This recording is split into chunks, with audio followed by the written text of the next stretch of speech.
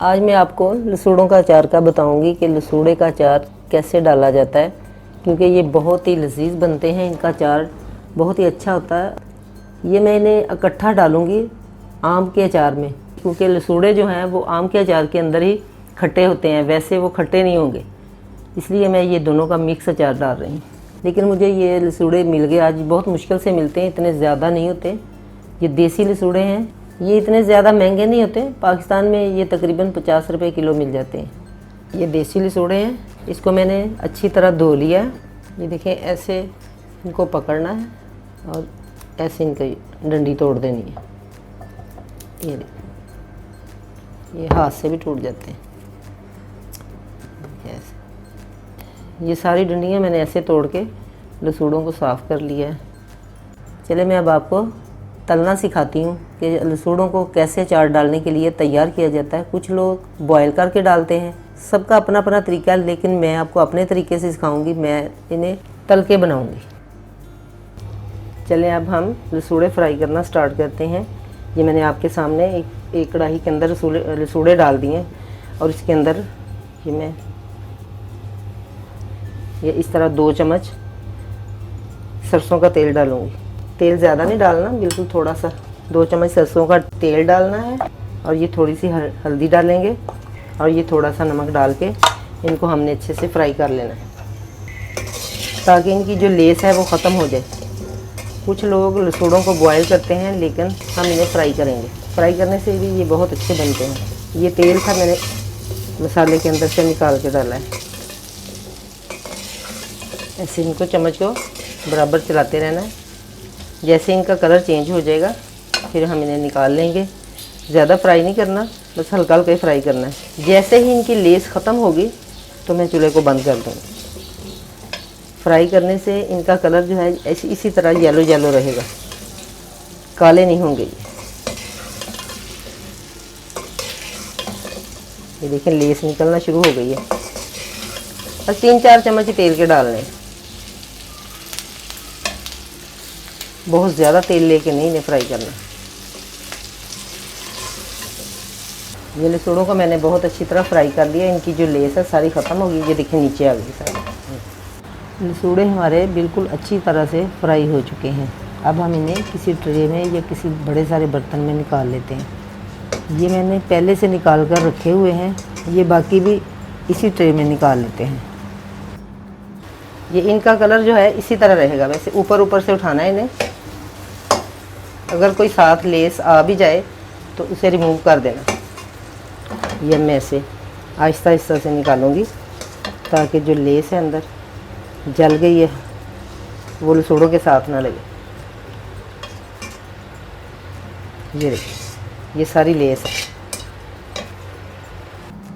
तो देखें, ये सारे लसूड़े मैंने फ्राई करने के बाद निकाल लिए हैं। अब हम इन्हें एक कपड़ा बिछाकर पंखे के नीचे रख देंगे, ताकि ये अच्छे से खुश्क हो जाएं। मैंने लसूड़ों को और ना ही आम के अचार को कभी भी धूप नहीं लगवाई, सिर्फ पंखे के नीचे ही खुश्क करते हैं। धूप से अचार जो है उनका कलर जो आम का और लसूड़ों का काला हो जाएगा। लसूड़ों को मैंने तेल के अंदर अच्छी तरह फ्राई किया। पहले फ्राई करने के बाद इन्हें मैंने निकाल लिया। निकालने के बाद मैंने इन्हें कपड़ा बिछा के पंखे के नीचे अच्छी तरह फैला दिया। और ये देखें, इस तरह सुकड़ गए हैं। इनकी ये शक्ल आती है खुश्क होने के बाद। लसूड़े हमारे अचार में डालने के लिए बिल्कुल रेडी हो चुके हैं। तो चलें अब हम आम के अचार की तरफ चलते हैं। ये मैंने 2 किलो आम लिए। कुछ को इस तरह की शेप में कटवा लिए और कुछ इस तरह लंबे लंबे। आपकी अपनी मर्ज़ी, आप जिस तरह की मर्ज़ी शेप करवा लें। और इनको मैंने हल्दी और नमक लगा के रख दिया। हल्दी और नमक आप ज़्यादा लगा लें, जितना मर्ज़ी लगाएं, कोई बात नहीं। मैंने इन्हें 2-3 चम्मच बड़े भर भर के हल्दी के लगाए और नमक भी काफ़ी ज़्यादा लगाया। तो इनको मैंने रात को लगा के रख दिया था और सुबह इनका पानी निचोड़ दिया। फिर मैंने दोबारा इन्हें नमक और हल्दी लगा के रख दिया, ताकि इनका पानी जो होता है अच्छी तरह निकल जाए। इस तरह फिर अचार ख़राब नहीं होता, आम जो है अच्छी तरह खुश्क हो जाते हैं। फिर मैंने इन्हें फैला दिया, जैसे मैंने आपको पहले भी तरीका बताया हुआ कि कपड़ा बिछा के इन्हें पंखे के नीचे फैला देना है। ये कतलियाँ जो हैं ये बिल्कुल खुश्क हो चुकी हैं। अब हम लसूड़े और आम का अचार डालते हैं। ये आप ऐसे भी अचार डाल सकती हैं।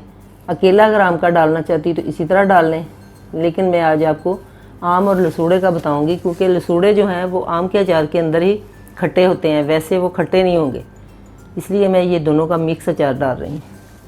अचार में डालने के लिए जो हमने मसाले लिए हैं वो कुछ यूँ हैं: 6 चम्मच सौंफ, 3 चम्मच मेथरे, 3 बड़े चम्मच सुरख मिर्च पाउडर, और ये मैंने राई और पीली सरसों 1-1 चम्मच लिया है, 1.5 चम्मच कलौंजी, 3 चम्मच ज़ीरा, 3 चम्मच सूखा धनिया साबुत, और ये 3 चम्मच कुटी हुई सुरख मिर्च। ये देखिए, ये मैंने 3 चम्मच नमक लिया और 2 चम्मच हल्दी, इनको लेके अच्छी तरह मैंने ऐसे मिक्स कर लिया। और ये मैंने मसाले लिए थे: 2 चम्मच धनिया साबुत, 2 चम्मच सौंफ, 1.5 चम्मच ज़ीरा, आधा चम्मच कलौंजी, आधा छोटा चम्मच राई, आधा चम्मच पीली सरसों लेके इनको मैंने तवे के ऊपर हल्का हल्का रोस्ट कर लिया। हल्का हल्का सा मैंने भूनने के बाद इसको ये दादर पीस लिया। अगर आप नहीं भून सकती या नहीं भूनना चाहती तो आप धूप लगवा लें। अब हम ये सारे मसाले एक जगह पे इकट्ठे कर देंगे: नमक, हल्दी, कुटे हुए मसाले, ज़ीरा, सुरख मिर्च पाउडर, मेथरे, धनिया, साबुत धनिया, कुटी हुई मिर्चें, कलौंजी, सौंफ, राई, पीली सरसों और कलौंजी। अब हम इन सबको मिक्स कर देंगे अच्छी तरह। मसाले हमने अच्छी तरह मिक्स कर दिए। अब हम इन्हें अचार के अंदर डालते हैं। ये देखिए, मसाला लेना है, इस तरह ऐसे ऊपर छिड़कना है, फिर इसको अच्छी तरह हाथ से मिक्स कर देना। मिक्स करने के बाद आप जिस बर्तन में डालना चाहती हैं, मिट्टी का बर्तन है या कोई प्लास्टिक का आपके पास डिब्बा है या चीनी का मर्तबान है, ऐसे मिक्स करके उसके अंदर डालते जाना। मसाला हमेशा ज़्यादा डालें, क्योंकि मसाला जो है उससे अचार बहुत ज़बरदस्त बनता है, और वैसे भी मसाला ज़्यादा खाएं तो पेट के लिए बहुत ही अच्छा होता है, हाजमेदार होता है। ये देखें, अच्छी तरह मिक्स हो चुका है। लसूड़ों का मैंने मसाला लगा के निकाल लिया, और उसी बर्तन में मैं अब आम के कतलियों को भी मसाला लगाना आपको बताती हूँ।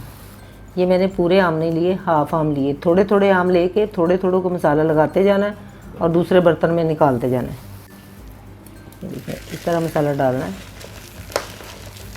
और अच्छी तरह मिक्स कर देना है। किसी खुले बर्तन में आपने मिक्स करना है, इससे फिर अच्छी तरह ये मिक्स हो जाते हैं। जिस बर्तन में मैंने पहले आम डाले हुए थे वो खुला नहीं था, इसलिए मैंने दूसरे बर्तन में इन्हें शिफ्ट कर दिया ताकि मसाला अच्छी तरह एक एक कतली को लग जाए। ये देखिए, इतने खुशक हुए हैं कि मसाला चिपक नहीं रहा। जब हम तेल डालेंगे तो ये बिल्कुल सेट हो जाएगा। ये इस तरह मसाला चिपक नहीं रहा था तो मैंने 3-4 चम्मच ये सरसों का तेल डाला। ऐसे तेल डालने के बाद अच्छी तरह मिक्स कर देना ताकि एक एक कतली को अच्छी तरह मसाला जो है चिपक जाए। अचार को मसाला लगाने का ये बड़ा ज़रूरी स्टेप होता है। इस तरह करने से सारे जो आम हैं इनको मसाला अच्छी तरह लग जाएगा और जो मसाले का टेस्ट है वो कतलियों के अंदर तक चला जाएगा। यही इसका कमाल होता है। ये देखिए, मैंने एक ये बड़ा सा जार लिया है। आप मिट्टी का मर्तबान भी ले सकती हैं, मिट्टी की हांडी भी ले सकती हैं, जौन सा बर्तन आपका दिल चाहे आप ले सकती हैं। अब इसके अंदर मैंने ये लसूड़ों और आम की कतलियों को अच्छी तरह मसाला लगा के बर्तन में डाल दिया है। अब ये मैं मोटा कुटा हुआ लहसुन अदरक इसके अंदर डालूँगी। तो ये मैंने 4 चम्मच अदरक लेके उसको मोटा मोटा कूट लिया। ये 4 चम्मच अदरक और 3 बड़ी पोथियाँ मैंने लहसुन की लेके इनको भी मोटा मोटा कूट लिया। ये देखिए, इसको इस तरह अच्छी तरह मिक्स कर देना है। लहसुन अदरक आप लहसुन ज़्यादा डाल लें, इससे बड़ा अच्छा टेस्ट आता है। अब ये जो मैंने तेल बॉयल करके रखा हुआ है, इसका तरीका मैंने आपको पहले भी बताया हुआ है कि तेल को कैसे बॉयल करना है। इसका लिंक आपको ऊपर आई बटन में मिल जाएगा। ये देखें, अचार हमारा कितना ज़बरदस्त तैयार हुआ है। जब भी आपने तेल डालना है तो अचार तेल के अंदर अच्छी तरह डिप होना चाहिए, फिर कभी भी फंगस नहीं लगता, ना ही ख़राब होता है। ये इंशाअल्लाह ताला आप मेरे तरीके से बनाकर देखें, ये 2-3 साल तक भी इसी तरह चलेगा और इसका कलर भी ख़राब नहीं होगा। अचार को अच्छी तरह तेल के अंदर डिप होना चाहिए, फिर कभी भी आपका अचार ख़राब नहीं होगा। ये 3-4 दिन के बाद खाने के लायक हो जाएगा। ہاں لسوڑے بعد میں نہیں ملیں گے، یہی سیزن ہے، انہی دنوں میں لسوڑے ملتے ہیں، جلدی جلدی بازار جائیں، لسوڑے لے کے آئیں اور اچار ڈالنا شروع کریں۔ آپ ایک مرتبہ میرے طریقے سے بنا کر دیکھیں اور میری ریسپی کو شیئر کریں، لائک کریں۔ تو چلیں پھر ملیں گے ایک نئی ریسپی کے ساتھ۔ اللہ حافظ۔